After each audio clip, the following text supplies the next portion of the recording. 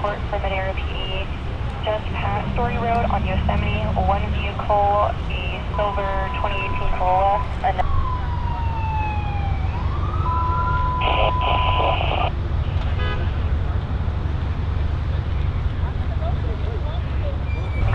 That car would be good for now.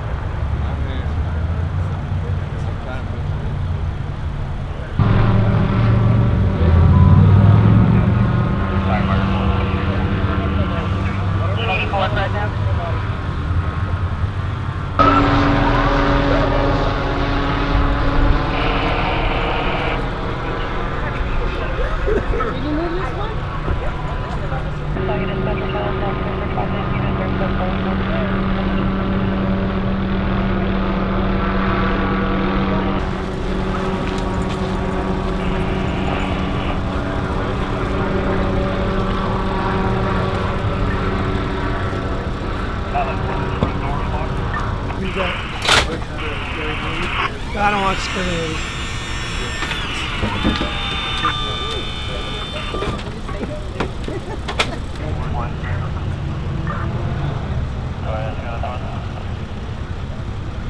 One Fresno. It's 414 been en route for a couple of minutes.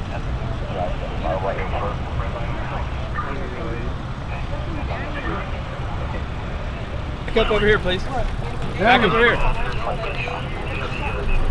You guys, back up over here so we can get the ambulance out, okay?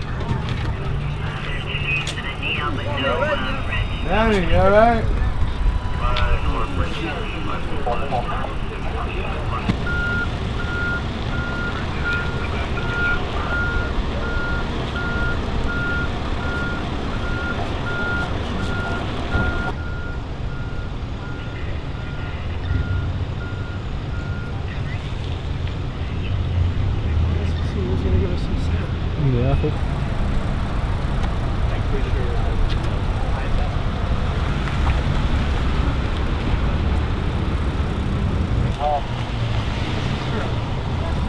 Yeah.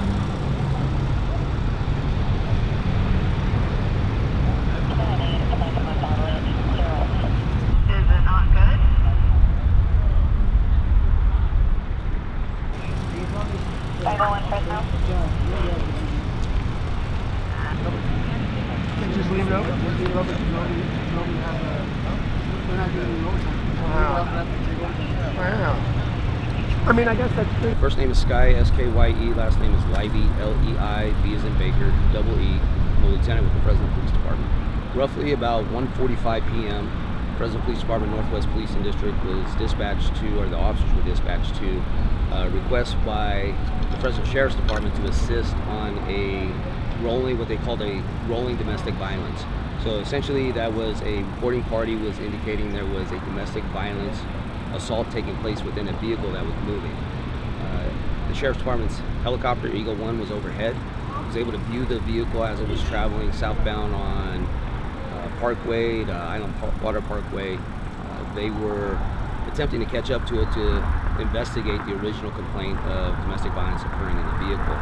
The vehicle fled at a high rate of speed. There was no pursuit that was initiated by FSO. The vehicle was a substantial distance ahead of them.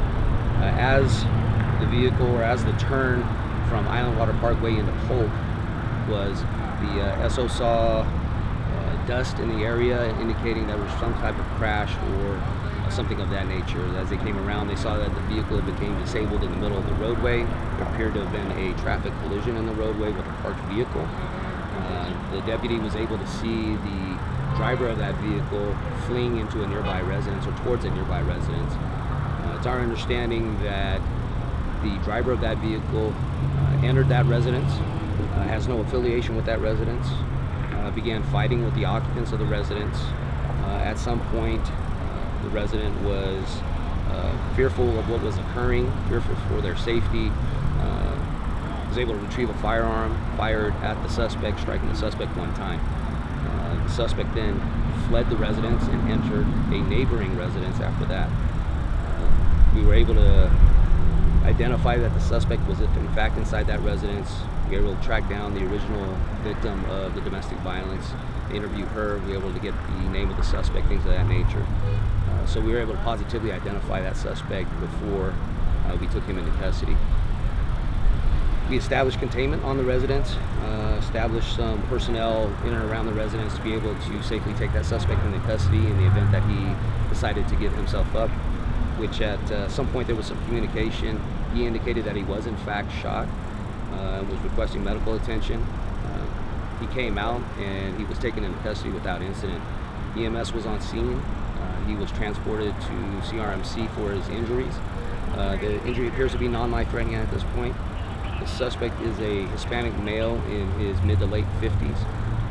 He did have several charges stemming from a previous domestic violence. He also appears to be on PRCS probation or parole. And then he's going to have some open charges that occurred from today's incident. So we're still in the early stages of the investigation.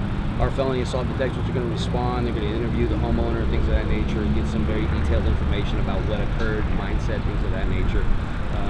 On its face, at this point, I couldn't tell you whether or not it's justified, but if somebody broke into my house, I don't think it's unreasonable to fear for his safety like he did.